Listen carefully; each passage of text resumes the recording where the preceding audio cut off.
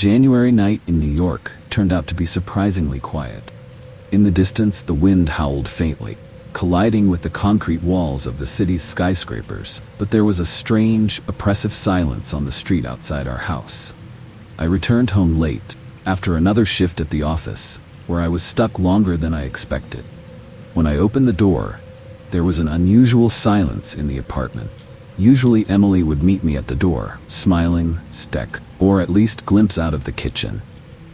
This time, she wasn't there. It was strange, but not so strange as to cause alarm. Maybe she just fell asleep or took a shower. I threw my coat on the sofa and went to the kitchen. The table was empty. There was no note, no sign that she had eaten dinner. An uneasy feeling was growing inside, as if something subtle had changed in the house, but I couldn't figure out what exactly. I went to the bedroom expecting to see Emily asleep, but the room was empty. The sheets on the bed remained untouched. The strange feeling that something was waiting for me was getting stronger. I took out my phone and dialed her number, but there was only a beep in response. Something was wrong. After walking through the apartment, I noticed that her things were gone. Clothes from the closet, personal items from the bathroom, even her favorite plaid, which she always carried with her throughout the apartment, were all gone. I eventually found a small piece of paper on the kitchen table.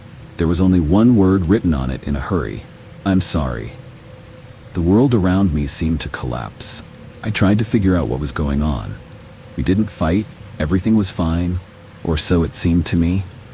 The fact remained, Emily was gone, and apparently, she wasn't going to come back. The clock on the wall showed 11:47, and I could only try to come to terms with this sudden departure. But peace and humility turned out to be not what was intended for this evening. Suddenly, I heard something banging on the living room window. A sharp sound made me jump.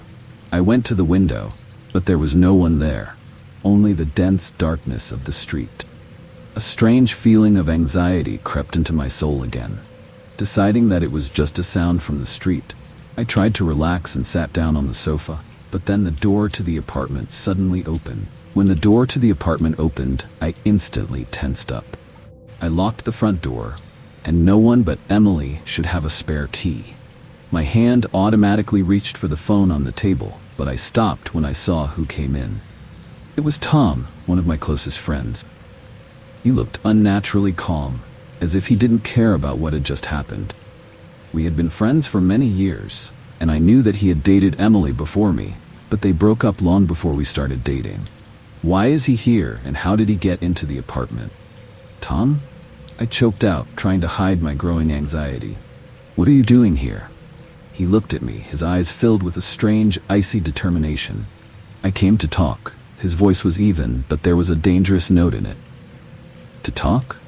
About what?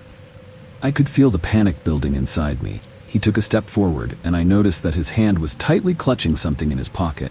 My heart was pounding faster. She's gone, Tom. I have no idea where to go.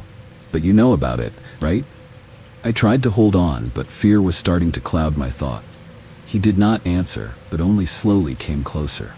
His gaze was somehow empty, as if he was no longer the person I knew. It was a meeting that I could not have foreseen, could not have prepared for.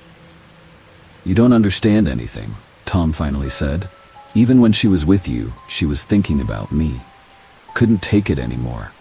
Tom continued to approach slowly, and there was an obsession in his eyes. I stepped back, trying to keep my distance, but my mind was frantically searching for a way out of this situation. The key to the apartment? Is there a knife in the kitchen? Run to the bathroom and lock yourself in? All thoughts raced chaotically through my head, but none of this seemed possible. Tom, let's calm down and talk. You're not yourself right now. It can all be solved. I tried to sound calm, but my voice trembled treacherously. Decide? He grinned, but it was a sinister, joyless smile. The only solution is to bring her back, but you left me no choice when you stole her from me. His hand trembled, and the next moment I saw that he was actually clutching a knife in his pocket. He slowly pulled it out. A blade glinted in the dim light of the lamp, and I realized that the situation was out of control. My back hit the wall, and I realized that there was nowhere else to retreat. Tom, let's just...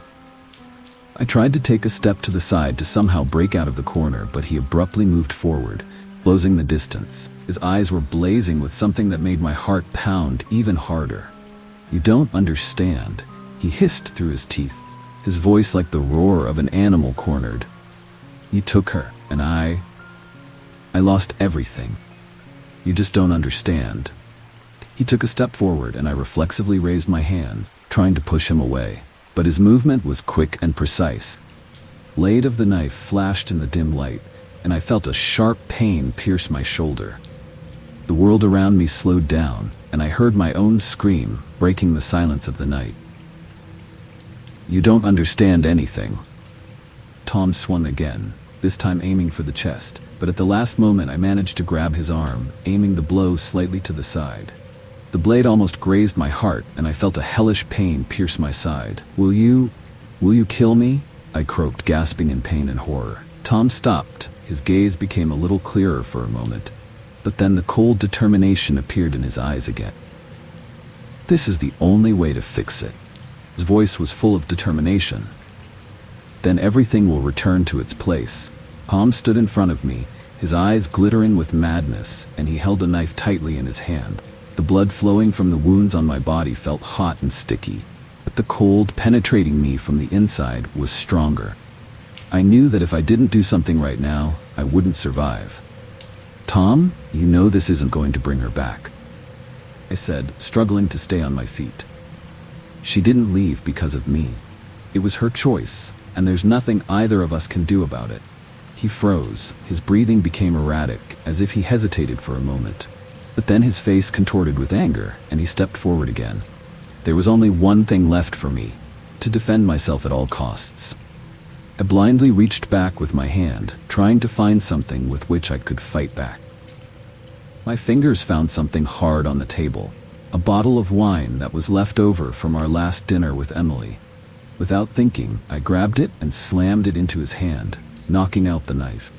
Tom screamed in surprise, but quickly came to his senses and tried to hit me. In a panic, I swung the bottle again and smashed it against his head. He staggered, his eyes became cloudy, and I realized that this was my only chance. I rushed to the door, forgetting about the pain tearing at my side, but Tom grabbed my shirt. I felt his fingers digging into the fabric and tried desperately to pull away. He was stronger. We both collapsed to the floor, and his hands went back to the knife, which was now lying next to us. "You can't just leave," he shouted, his voice filled with despair. "I won't lose anyone else." But at that moment, I realized that the choice had been made. I couldn't let him kill me.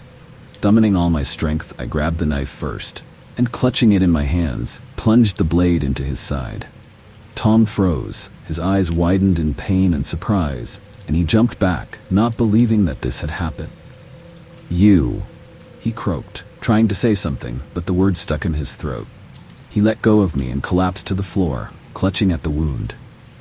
Blood quickly began to soak into his shirt, and I realized that I had mortally wounded him. I remained sitting on the floor, breathing heavily, feeling my strength leave me. My ears were ringing, my heart was pounding in my chest, and I couldn't believe I'd just done this. Tom, my friend, was now lying dead on the floor of my apartment, and I was the only one who could tell how it all happened. When the police broke into the apartment, they immediately surrounded me, took the knife and took me aside to interrogate me. They examined the scene, and then me, my bloody side and the expression on my face, which read complete emptiness.